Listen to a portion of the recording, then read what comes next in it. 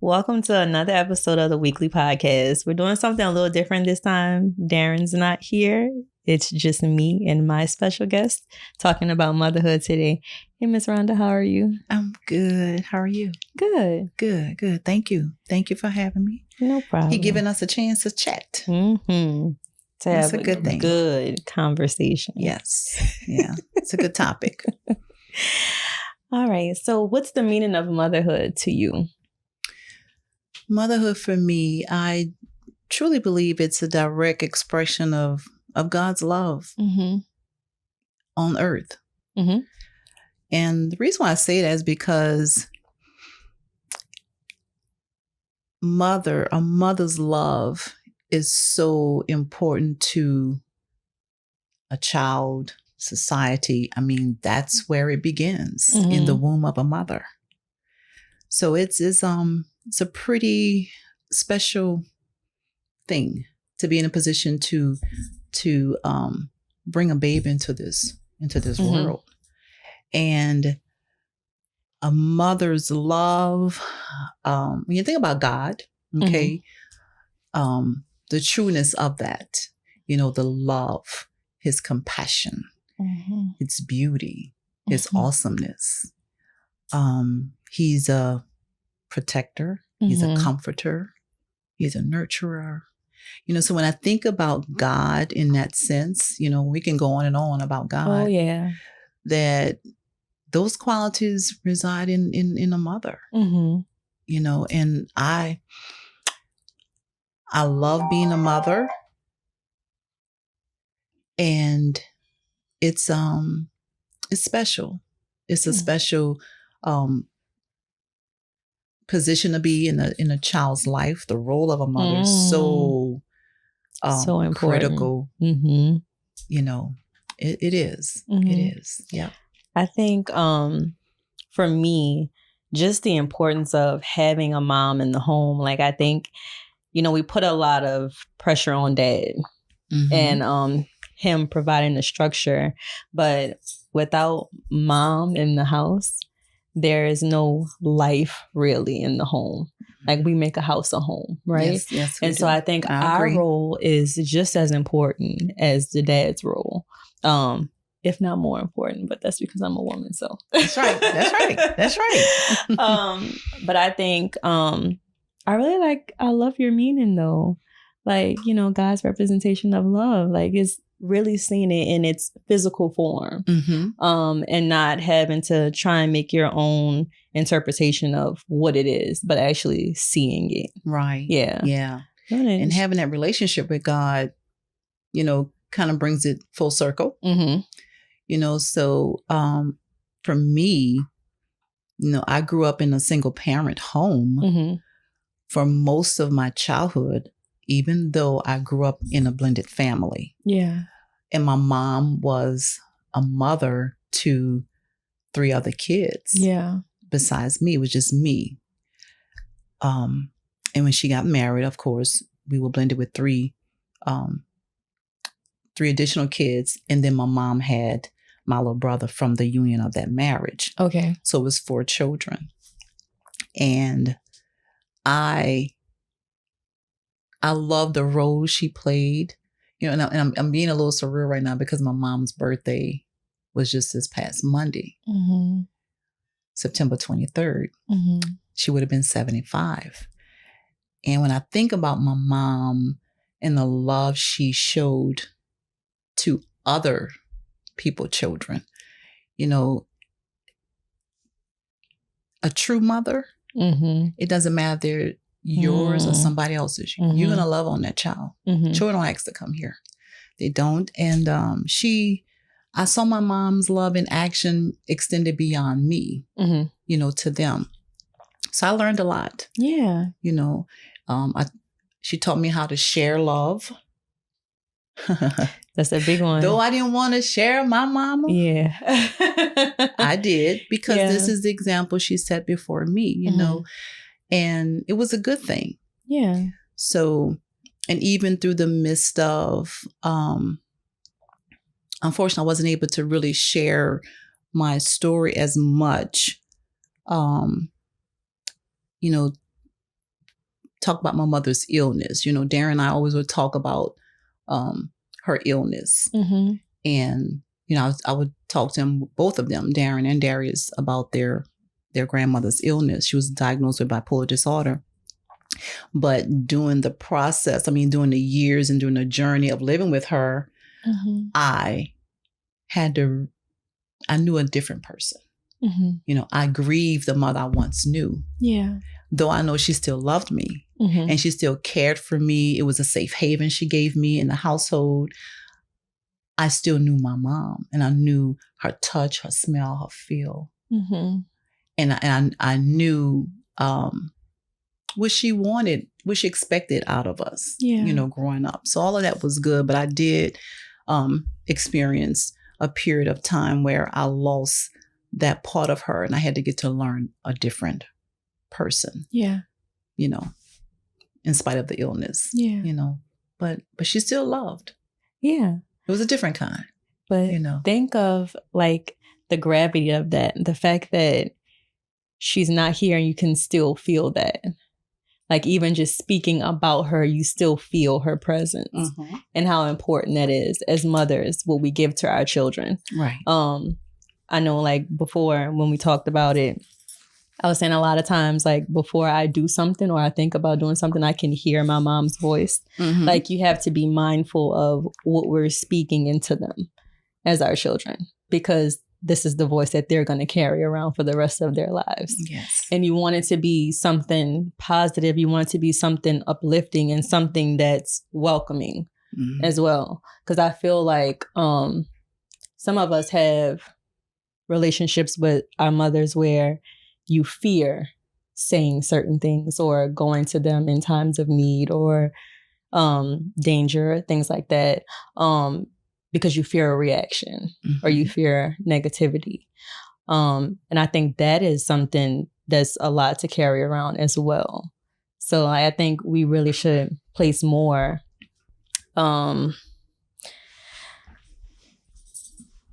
I lost my train of thought. Maybe like an emphasis, maybe? And we should really think about the way we say things and express things to our children, because we always want them to feel safe. I think we should always provide safety to them.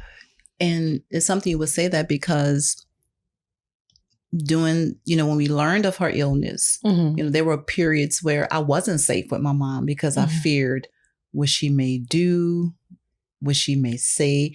But that was moments when she wasn't feeling well, or that the illness presented itself or was present at a time when it wasn't so good. Yeah. You know, so things happen during those years because I didn't understand. A lot of things were unpredictable at that time. You know, the situation, you know, didn't know what she was going through as an adult. And as a mother, you know, we don't realize our triggers, our emotional state, our mental state, what we may be going through. It impacts our children. Oh, yes. To a great degree. Yeah. And it's important that we maintain our mental health, emotional health, you know, and be in control of the things that we could be in control of. Yeah. And making sure that we're aware of the energy that we radiate because they feed off of our energy. Yes. So when we get to those points where we're giving and there's not anything left for anybody, but we try to like create something from nothing, they can feel the emptiness in what you're giving them. Right. For me, you know, when I was in my first marriage, I realized that my children in the home were whiny a lot. And not saying that they were unhappy or not saying that, you know, their needs weren't being met, but I noticed that a lot of the time they were very whiny, like they cried more often than not. And I realized that it was because the energy that I was radiating wasn't enough for them because I was pouring from an empty cup, just trying to show up, just trying to, you know, meet their needs. But I wasn't giving off great energy. And so they were feeding into that. Well, you really couldn't because of what you were going through. You know, so they were feeling it. Yeah. They were in it with you. And we don't realize that sometimes as mothers, you know, and come to think of it, when my mother was a great support, I'll never forget this. Alaisha, I will never forget this. I called my mom and I said, could you please, he was a child, he was a baby. He wasn't even 1 year old yet. I said, could you please take the baby for the weekend? I was like, oh my gosh, I cannot sleep. He doesn't sleep. Yeah. And I felt drained. I was drained. And I said, Mama, please take the baby for the weekend.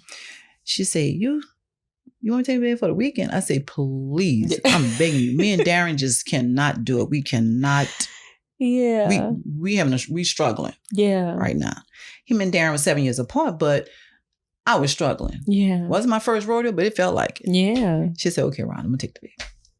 So y'all can get some sleep. I was so happy. I need to get recharged. I couldn't go anymore. Like, this baby don't sleep. I don't even think he still asleep. I don't think so. Like, he should have bad sleeping habits. But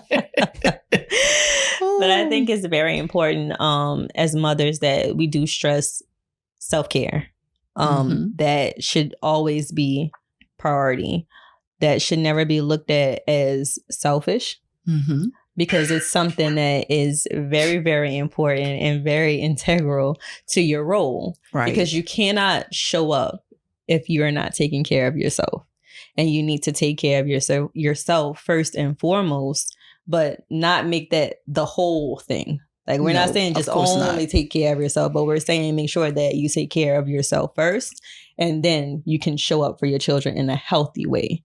Right. Because, like, when think about like a long week, you know, like right now I'm doing like pickups and drop-offs for school, you know, so it's like the stress in that, just trying to get them out of car line, get them home, get them bathed, get them fed, do homework, get them in bed, or, you know, and it's like I find myself wrapped up in that, and I'm just like wound up. So like they do something small and I'm like, what are you doing? Like, okay, let me break it down, because it's not them. Like, you know, it's not, I'm just stressed because of, you know, the normal everyday, like, rushing and trying to do these things. And it's not really what they're doing that's setting me off. It's the fact that I'm now pouring from an empty cup because I'm stressed and I've been doing all the things while they were at school, and now I'm overwhelmed. Having a work-life balance. Not just working, but even life. You know, we just have to have a balance. But back in the day, you know, you had, not to say women weren't working, but they weren't working as much like now. I mean, women's liberty, women making more money these days than men. I'm over and hey, I wanted to be a stay-home mom. I'm going to be honest with you. Now, I'm going to tell you, I never wanted to be that.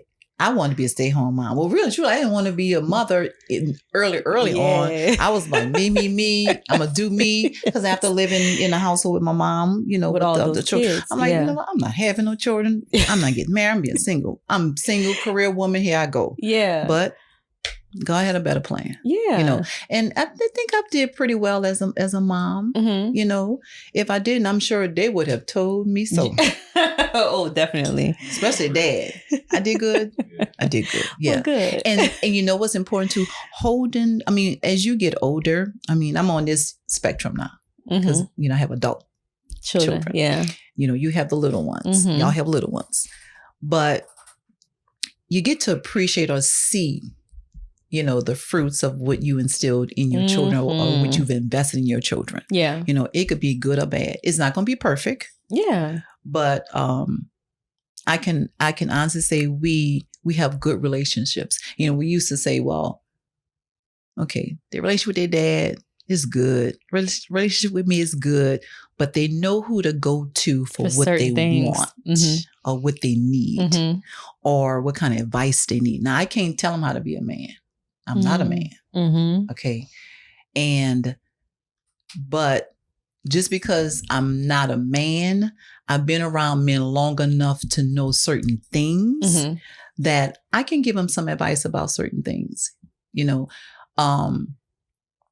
And we've grown to have a friendship. Now, they still respect me as their mom. Yeah. But they know I can wear a different hat with them. Yeah. And not judge them or try to control the situation as their mom, you know, because that's just not me. Yeah. It never was me, you know. So I can appreciate, and you know what? I can take good criticism. Yeah. You know, especially when you know that person has a vested interest in you, or you can trust them to bring out the better you. You want them to give you the good and the bad about what you're doing, what you're not doing, what you're supposed to be doing. You want accountability. Because it should come from love. It should come from a place of love. And when you know you're loved, what's wrong with taking that advice? There should be nothing wrong with it. That's right. Yeah. Yeah. So just going back to the whole work-life balance. So I think that's something that I struggle with, especially with my first baby. Just trying to find a balance, because for me, it was all about my career. And then like now I'm like, okay, now I got a baby. Now I'm newly married. Like, how do I figure out how to fit all of these things together in my schedule? And that was hard for me, just because I felt like work came first, only because I needed my job to provide for my kids. Okay. So finding that balance takes time. Like, you're not always gonna like wake up one day and be like, okay, I got it figured out. It's gonna take, you know, trials and tribulations, and you're gonna get it wrong sometimes. And sometimes you're gonna miss events, and you're gonna be like, you know what? I missed this, I missed that. I'm not missing anything else. I'm gonna make sure that I'm there, you know, by any means. But it's, you know, it's all trial and error. And I feel like a lot of days now, like this new generation of moms, that we have so much pressure, right? We're being scrutinized because everybody's looking at everybody's lives a little bit closer just because of social media. And so new moms have a very hard time adjusting to motherhood, especially when we're challenged by older generations of our family members, right? What the way they've always done it, and how, you know, things are different now and they just don't agree. And that's gonna happen. I think that's a struggle as well, just as a new mom, just realizing that you're not always going to get it right. And it's never going to be perfect. Like there are going to be times where you're going to mess up, but there's always tomorrow. So you have the opportunity to make it right. Yeah. And I think we don't understand from our generation sometimes that because things are so different, we're exposed to a lot of different things too. Yeah. You know, you have the social media, you have the internet, you have all these other different distractions to compare to or try to compete with. But you know what? If it's not right coming from here, don't worry about it. Yeah. You know, and we have to be patient with ourselves in the learning process. And then we have to unlearn some things that we were taught that wasn't right. The example I want to give with that is, when I say unlearn some things, is that, you know, in our generation, kids didn't really have a voice. You were told everything and was nothing outside of that. Yeah. You couldn't be in grown folks' company. You had to be in a room off to the side, playing with the children, whatever. Yeah. Don't you jump in that conversation. Don't even look in it. Yes. You better not look this way. But, you know, now we're giving kids more, I'm going to say parents have changed to the point where they're giving their kids a little bit more voice. They're negotiating more with children. I'll never forget my grandmother said this, you know, you talking too much. I'm like, what you mean, Grandma? I said, Grandma, what you talking about? Y'all talk too much to them children. That's what you mean. She said, that's too much talking. Yeah. It's what it is. And that's it. You don't challenge what I'm telling you. Do you think that comes from trauma? I think it comes from a child having a place. Like, I'm talking about like the adults' trauma. For them to be like that towards the child. I'm not sure. I think it just came from the fact of you always have done. And it's just passed down. It's passed down. You know, some things just passed down, and you gotta understand a lot of things is was more. I mean, you had slavery back then. You know, you were just always told to do something. You know, or directed to do something, dictated. Right. Yeah. Okay, it was So these they learn days, from that. So do you and they feel- learn from that. And just so pass it's like that down. The parents, so it's like, I'll say black parents. Mhm. So do you feel like their power just came from their children, since that's somebody that they're able to tell what to do? Because this is their. It was more about control. Yeah. It was a lot about control as well, and they just thought that was structure. I believe they just thought that was structure, and it was just passed down from generation to generation. And I think it was also like preparation to survive in the society that they lived in. Because see, we come from an era where we're free to do whatever we want, and they weren't. So it's like they wanted to prepare them for the society that they lived in to make sure that they were safe when they left the home. Exactly. Yeah, because you couldn't freely do anything, coming from their generation. Yeah, back then. Back then. But another point I want to make about unlearning some things is because how we discipline our children. We had to unlearn some things. Okay. I mean, it was always a hit, a switch. Go get that switch off that tree. A whole switch. And and you had to watch them take the leaves off the switch to get ready, hit you with it. Yeah. Now, is that crazy? Yeah, that was crazy. That is. But I know how to pick a good switch, though. I know how to pick the best switch. I still have a mark from a switch. If you have from a switch, from a darn buckle up a belt. Yes. But yeah. And then with that said, when we had our children, it was a difference of how we disciplined. So dad wanted to discipline a certain way, and then I disciplined a certain way. Okay. It was, most men do not have to hit their children. Absolutely. You agree? Yes, because we have a general fear of fathers in general. Like, you don't want your daddy to say anything or know anything that you've done out of place. Like, it's okay if mom knows, but please don't tell dad. Like, please don't. Yeah, you're begging.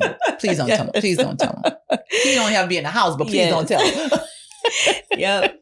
My daddy never had to hit me. I was already crying. I'm like, oh, I can't believe she told him. Like, dads really don't. I think a lot of it is, a lot of it was excessive force, and that I can say was linked to trauma, just because of what they dealt with and it just being passed down generation to generation. But I also I'm like one of these new moms. I'm trying to do all these things differently because I grew up with having to pick my switch off the tree. Like, my grandma was she was that girl. Okay. And then my mom, there were times where I would be punished most of the time, but if it was bad enough, I would get hit with a belt. Lord, please don't let CPS go arrest my mama. But anyway, but yeah, it should be over. I'm grown now. But with my kids, there's this new thing that they're pushing, this whole gentle parenting, right? I feel like I do it to an extent. But I feel like we can get through to them without physical harm. And it's hard. That's hard to do, especially when you have a 4-year-old who thinks she's 20 and the attitude you have is staring right back at you. And what you say she got something to answer for, it's girl, you don't know. Girl, if you would have called me 10 years ago, baby, we would be outside fighting. Check the air. But so that's different. I feel this new generation of parents that we're breeding, I don't think it's all bad.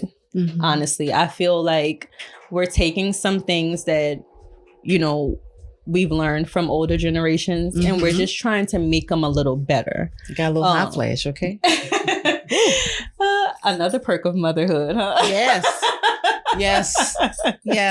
Oh gosh. So yeah, I don't think I don't think that things were done terribly wrong before. But there's always room for improvement.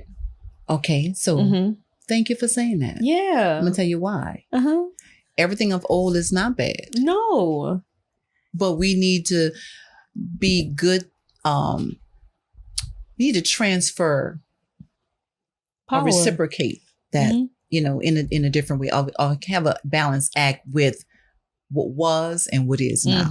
You know, so through communication and helping others, and, you know, and being supportive of their journey as a mother. Yeah. You know, we should never fear not supporting someone else in their journey. Yeah. You know, of being a mother. Just because our ways were different, it doesn't mean it was all bad. And the new ways, it's not that they're bad or good. It's no bad or good. Yeah. You know, it's just a matter of how we process it, how we learn from them. And you take the good with the bad. Yeah. You know, that's just with anything. Yeah. You know? And I think in order for anything to work, you need effective communication. Yes. I think both sides need to be heard. As far as like speaking on like the children not having a voice back then. Like I remember being told that all the time, like stay in a child's place and all, you know.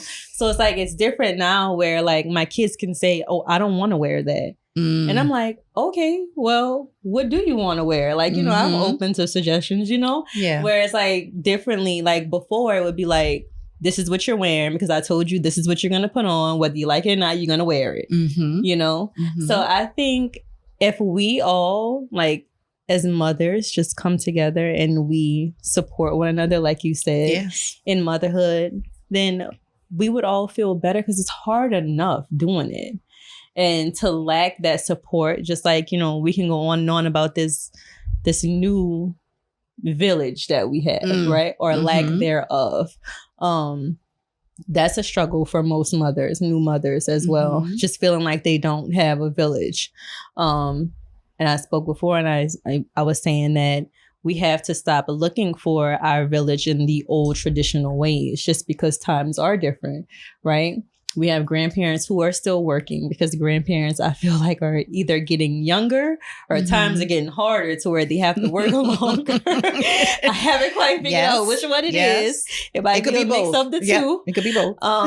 But, you know, so it's harder to have that same concept of a village. Like, I joke with Darren all the time. I tell him all the time, I didn't meet my mom till I was 12 because I was with my grandma all the time. Okay. You know, so it's like grandparents were like that hands-on back in the day. Of course. Yeah, because they were retired. Like they were at home. They weren't working. The mother was home or she was a stay-at-home mom. There you go. Yeah. So like, you know, I had the privilege of having my grandparents and my great-grandparents and they were home. Like most of them were stay-at-home moms. So my mom had that privilege of my grandmother's having much more hands-on time with me. And it's like now, like my mom works, you know? So like I have my kids and like my mom is at work from 8 to 5. Right. You know, so there's a challenge there, but it doesn't necessarily mean that I don't have a village because you have to look for a village where they show up. Right. Because sometimes that can mean your neighbor. Yes. The lady up the street. That can mean your coworker. That can mean your friend. Someone else you can you can open up to and trust them with your children. Yeah. You know, for me, I think honestly, I'm still working. Okay. And I thank God for my job. I do have flexibility. But I think as a grandmother now in the age, the time and age we're in now, we have to be more open to change because we can be stuck in what we think is the way it should be. And that poses conflict a lot of times. And it's not necessarily a good conflict, you know, because just because I may think it to be this way, it doesn't necessarily mean it has to be this way. So we have to be more open to changing how we think about raising children because it's not the same era. Things have changed quite a bit, you know. Now, do we have to change with everything that goes on? Of course not. But we do have to be more open to allowing them to do it their way or to have y'all to do it your way and help guide that. But on the same note, because we're have more life experiences, that's what influences your voice. Exactly. You know, and not necessarily mean that we're trying to control it, but we just want to offer a little bit more insight because maybe you haven't gotten to this point yet. Because you know what? Life is not really that much different. No. It just changed faces. Yeah. It's really but it's all the same stuff. It is. Yeah. It is. It's just another face on it. Yep. You know, there's nothing new under the sun. Yeah. Nothing new. The Bible says that it's nothing new under the sun. All these things will keep happening over and over. Over and over again. It's how we respond to it, the choices we make, you know. Hey. But I want to mention something about influence. A mother's influence and what we tell our children. You know, by all means, we should speak the truth. I was listening to another podcast, well-known gospel artist. And he was talking about his childhood and that he was told by his mother that a particular man was his dad for a long time, most of his life, until he realized that, or he found out that this man wasn't his father. His dad. Okay. And had DNA tests and everything done, not once, but twice, just to confirm things with his mom, because she kept saying, living by this lie, that this man was not his dad, but the test results proved that he was, not once, but twice. And do you know, because of that lie all those years, even though he knows the proof, there's still a little doubt in him that that's his dad. Because his mom told him that it wasn't. Because his mom told him that he wasn't. So just think about the power of that word and her influence. Yep. To still have him, and he resembles the man quite a bit. Same height, but his mom told him that. And still today, she still will say that's not his dad. Yeah. And I was like, wow. Wow. Even though he knows he has the proof. Yep. His mama's word meant law to him. It was. The gravity of that. Your voice as a mother. As a mother. You know, so that's a life or death situation for someone. Yeah. So I'll tell any mother, by all means, speak the truth to your children. Absolutely. You know, and even, you know, I can remember when I was growing up with my mom and, you know, with my bonus siblings. That the co-parenting that took place between their mom and their dad, and when my mom had to be the mediator sometime and say this or which do this. So crazy. Oh my gosh, yes. It was so crazy. But the children were in the middle of that. You know, and it was a lot. It could have just been a lot better, but it did get better. It got better, but we suffered. Yeah. You know, because of that. And I'm like, wow, you know, it's so unfortunate. I'm going to say it like that. It's unfortunate. But when two healthy people can come together and be, and be, have a more positive impact on children. You know, it'll be a lot better. Yeah. A whole lot better. Yeah. A whole lot better. So we're going to close this out by giving tips to new moms and moms in general. I just think for me, I side with the new moms just because like I feel like I'm still a new mom because my kids are small. Yes. And I just feel like there was just a lack of support, but not really, because of the places I was looking for the support to come from. Oh. But didn't realize that there was support showing up for me in other places, but I couldn't accept it because I wanted it to come from different places, right? So I think as new moms, challenge the way that you think and you view your village, and challenge the way that you look at the people who do show up for you, even if you don't expect them to. Because support looks different. So the expectation that you had, were you disappointed?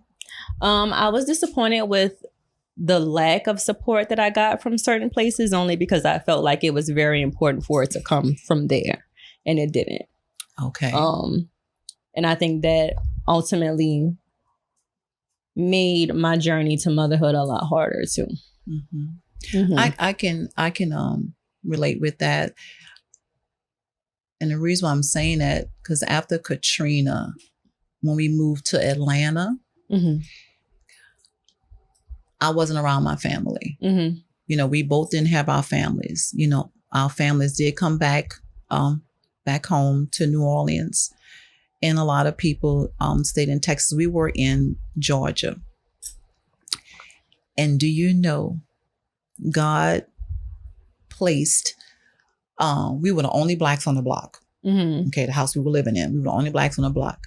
But God placed us in a position where the neighbor right across the street from us extended herself to us. And we are still friends today, dear friends.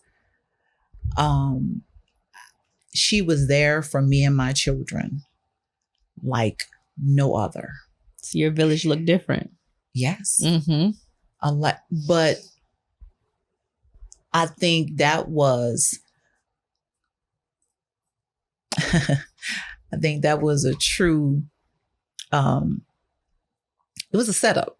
Really? Because I wasn't trusting my children much with people, not even much with family. I did to a certain extent because of, you know, my upbringing and what I went through as a child. But that was a setup. I still had to go to work. Dad was back and forth, coming to New Orleans, checking on the house and getting things together. And I had to trust someone else with my children. A stranger. And a total stranger. She was a stay-home mom. A stay-home mom. And I'll never forget, her youngest son and Darius are the same age. So, of course, she fell in love with Darius. I mean, he was witty, full of energy, life of the party, still is. Still today, huh? And I mean, took care of my children like they were hers. Like they were hers. And I appreciated that. And let me tell you what I did. She was on the emergency list for them for school. In the event something happened, I'm at work, I need somebody to get my kids. And this is what we built over time. We lived in that house for it was over a year. So we built a good relationship. And her and I born in October. Okay. So we had October birthdays. And I'm getting full. But anyway, I'm going to say this. I gave her a card to show her my appreciation and things like that. I just wanted to give her something. And you know what she did? She took what I gave her out the card. She said, I'm going to keep the card, but you can have this back. Her heart. She was so appreciative of the words in the card that money could not buy. Because at that moment, she needed to feel appreciated. And it wasn't really from me. It was just overall. It was overall, you know. And she had tears in her eyes. And you know, I'm a crybaby. And I'm like, wow. And we are still friends to today. Still today, close. That's good. Still That's today. Beautiful. Yeah. And I don't want to stop. I want to share something else. Okay. That's okay? Yeah. All right. What else? You got another question? Come on. Y'all got a question? Bryce, come on. I love this. I'm putting y'all on the spot. Oh, put me on the spot? Yeah. We already touched on Bryson's question, the work-life balance. He wanted to hear that last time. So what y'all took from y'all mothers that y'all wanted to share with y'all kids and things that y'all don't want to share with your kids from what y'all got from y'all mothers? What that's a good question. Mm-hmm. What I wanted to instill in my children that I learned from my mom was being there. Mm-hmm. I was gonna say the same thing, just being hands-on. Being there, having a listening ear for your children, mm-hmm. and showing them that in whatever you do or whatever you don't do, mom's gonna be here for you. Mm-hmm. They need to know, kids need to know that you're there for them, that you can, that it's okay if you mm-hmm. don't get it right, because you're gonna get it right eventually. Mm-hmm. You know, and if you mess up, mama got you. Mm-hmm. Mama got you. Mm-hmm. Right, Bryce? Don't you know your mama got you? Even today, huh? Sandy got you. Oh yeah, we gotta shout out Sandy again. That's right. Yeah, because Bryce said he got the best mom in the world. Yes. Yeah, that's facts. We're not going toe to toe with Bryce behind that. So shout out to Sandy for being the best mom in the world. Yeah. And then when your children know that you have a vested interest in their good and bad, mm-hmm. because it's not going to always be good and it's not going to mm-hmm. always be bad. It's temporary. Yeah. Everything's temporary. But when they know that they have that in you, it builds confidence in them. Mm-hmm. It builds assurance in them. Mm-hmm. You know, we're going back to God. Yeah. but I'm bringing that up too about the assurance because, you know, when Darren went through a rough spot, mm-hmm. you know, when he was enduring some pain, mm-hmm. as a mother, you know your children's pain, your emotions is wrapped up in them. Mm-hmm. You know, I'm not saying dads don't feel it, mm-hmm. but it's different. It's completely different. Mm-hmm. And, you know, you want to know all that you gave them. When is it going to be returned? Mm-hmm. Or how they going to bounce back from it? Mm-hmm. And you know your child, you know what you gave them, but come on now. Yeah. We got to see the fruits of that. Yeah. Okay. And I knew it. I just didn't know when it was going to happen. Mm-hmm. And so when he wanted to do this podcast, you know, my thing to him was what was the pivotal moment then for you to want to do it? Yeah, he was talking with his friends and, you know, sharing things and going through some things. And I'm like, but you know where that came from? His pain. Mm-hmm. What he went through. Mm-hmm. You know, and that's what I believe. Wouldn't you believe that? Mm-hmm. And this is a modern thing now. You know, mm-hmm. I had a diary. I put everything in my diary. Nobody better not read my diary. I still have a journal. You still have a journal? Yes. But now, hey, it's open book now. Mm-hmm. But that goes back to the old days. Mm-hmm. You can't tell nobody what goes on in this house. What stays in this house was in it. They kept secrets. But that was bondage. Mm-hmm. Some of that was bondage. Yeah. It was bondage for me. Yeah. What'd you say? Trauma. Yes. That too. It is. That's another tip too for new moms and moms in general. Mm-hmm. Therapy is okay. Like it is okay to seek therapy. It is okay to seek help. Yes. Like these people are trained and licensed professionals. Like this is what they do. Mm-hmm. Let them do their job. Especially for the Black family. Yes. Cause I feel like, you know, like after I had my first baby, I suffered with postpartum depression very, very bad. So I started to seek therapy, but it was met with a lot of resistance from my family. I'm sorry. Why are you telling people? I can't tell nobody my business. I wouldn't be telling people this. That's and telling people that. Your business. And it's like, but that was the only way for me to get the help that I needed. Mm-hmm. And therapy was such an important tool for me to regain my sanity. Mm-hmm. Well, I'm glad you did that. Yeah. Like therapy has been life-changing. we all go through struggles. We all have battles that we face. A lot of people There's no do shame it behind closed doors. There's no shame at all in it. Yeah, but therapy is great. I would recommend therapy for anything, not just new moms.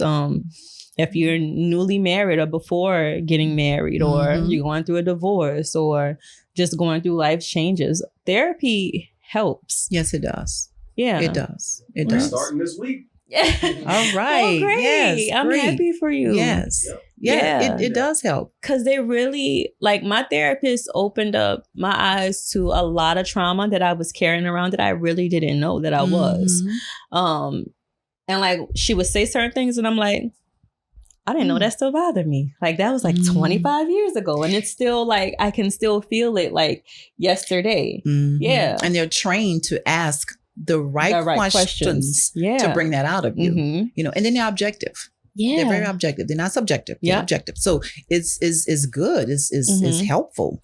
And if you have a good therapist, they know when you lie to them or when you're holding back. Yeah. My therapist used to catch me all the time. It's like, you know, I was open to it and really willing to do it, but I still heard the voices in my head. Like, don't tell the people all your business and all, you know. But you got to break through that. Yeah. Yes. So it's like a lot of it, like some sessions I would be holding back and she would be like, do you want to just stop today? And I'd be like, wait, like, what did I do? Like, what did I do wrong? And she'd be like, I feel like you're shutting off and you're not sharing.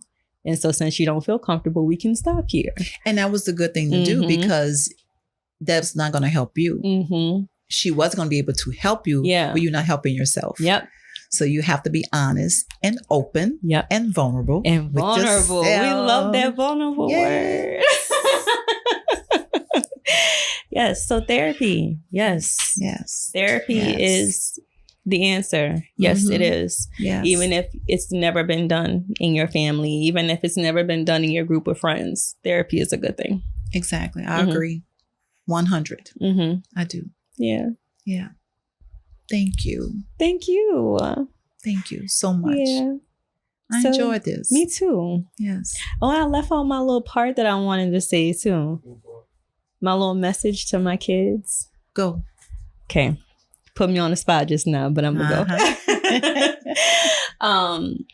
I wear many hats and there are many titles that I operate under, but I feel like the greatest thing I'll ever be in this life is a mother to my kids. And I can never thank them for what they've done for me.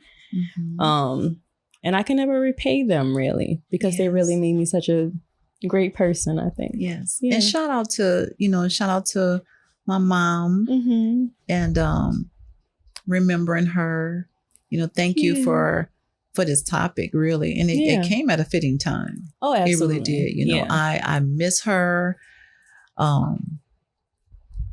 But you still have your mom here. But what I would like to say is that who I am is because of her. Oh, absolutely. And who we surround ourselves with plays a role in that too.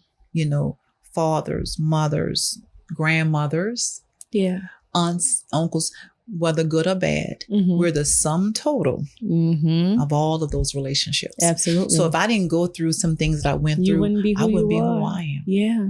You know, so I'm thankful for that. You know, I really am. I am. Yeah. Yeah. Shout out to all the moms That's out right. there. Shout out. Go moms. Yes. Yeah. All right. So we're going to close this out. Thank you for watching another episode of the WeakLEE Podcast. Let us all remain open and honest and vulnerable. And tune in next week for another episode. And this is the WeakLEE Podcast. Be sure to like, comment, and subscribe. Tune in next week.